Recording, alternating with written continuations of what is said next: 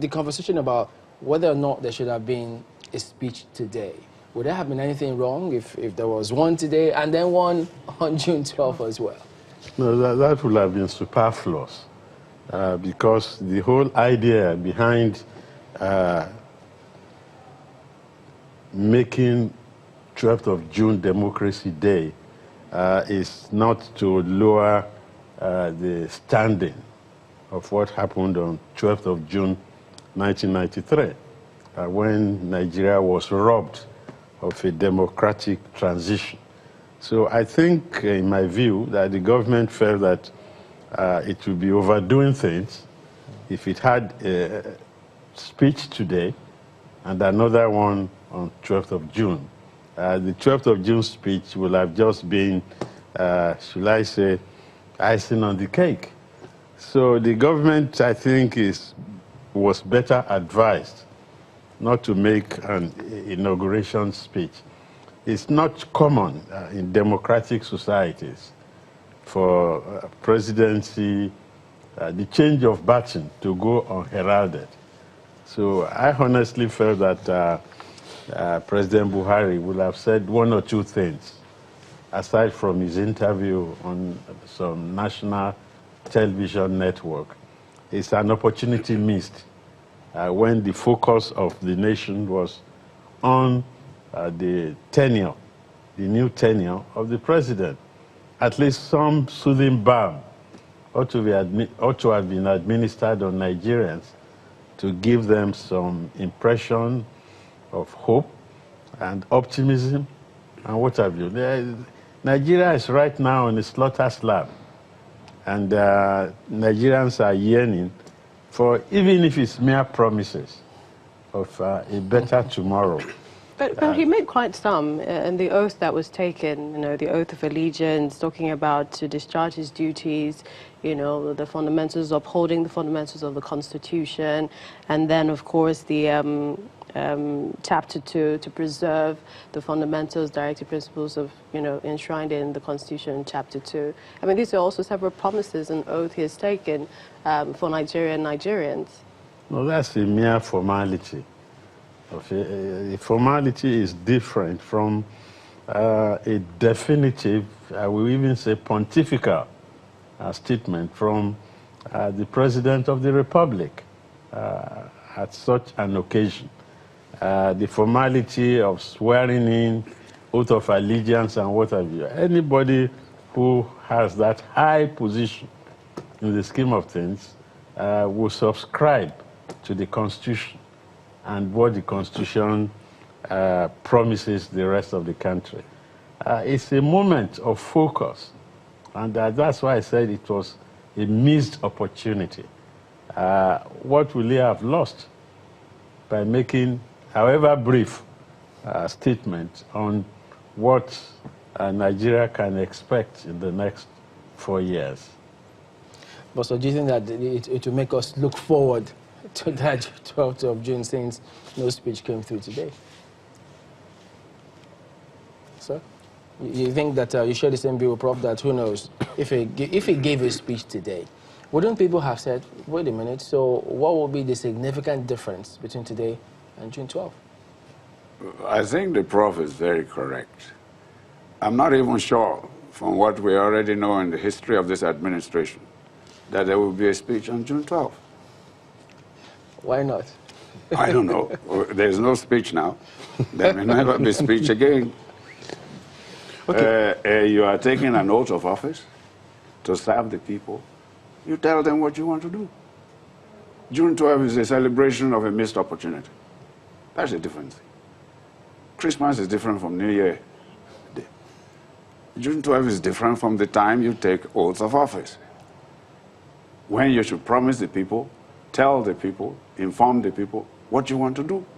Is this... You don't have to wait till June 12th. June 12th was just a recent approval. Today is the day you took an oath of office. You are inaugurated. Let us know what your agenda will be.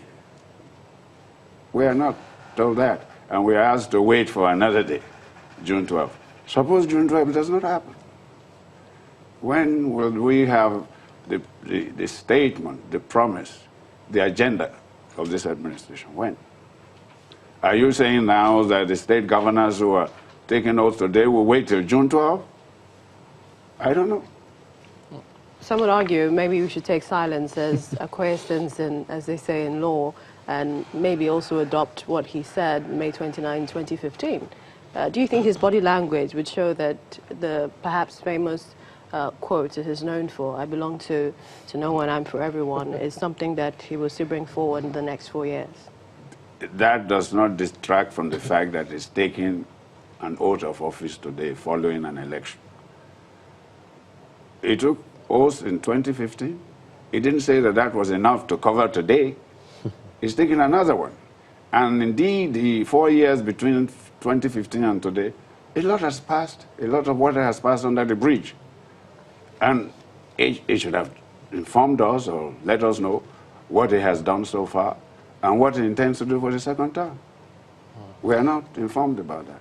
You see, as somebody mentioned, this is a militaristic approach. They don't think that Nigerians matter. They have conquered us. They can do what they want. But we had this when President Jonathan came into office as well, the ceremony.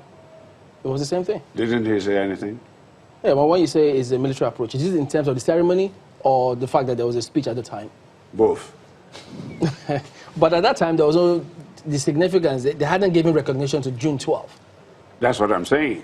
But now you give recognition to June 12th. It's a continuation of, if they think we matter, let them tell us what they are doing. They are supposed to serve us. They are public servants. They are not public masters. Let's get away from this sacrifice. So, Professor Oyebode, you think that that's significant, the no-speech policy, so to speak, significantly takes away something from this event? Oh, definitely. I agree with Dr. Akingba that we have to separate issues. The ceremonial event of 12th of June is different from the inauguration of a new term for the president. The president, as from today, begins a new term of office. In fact, if his speechwriters were properly guided, he will have spoken about the need to change the architecture of security, the new ministers. He had 4 years to prepare for this transition. Now, this is a motion without movement, you know. The yearnings, aspirations, and goals, dreams of people who seem to have been dashed. I agree with my colleague here that it's almost contemptuous of the people. The people's government would definitely spin out some yearning, some goals, some inspirational statements that will give people some succor. Now, I don't see that today. This military parade or whatever with Scottish bagpipes introducing the president reminds me of the fact that we don't even have a culture, political culture, so to speak. We have to lean very heavily on the militarist culture to give the whole ceremony some semblance of ceremony. So for me, I'm grossly disappointed at those who are behind the planning and organization. They are taking Nigerians for granted. But would you be disappointed if the ministerial list comes out a lot faster than the last time? No, last time it took 6 months. And the president then said he had more reliance on technocrats than political masters of ministries. You just go and play back what we said here in these studios 4 years ago. That's why I said it seems we are in for more of the same. There's not going to be any dramatic, or what my friends call a paradigm shift in the way we carry on, or the way the president runs his government. You know, so I don't know. I think the president needs to rejig his kitchen cabinet.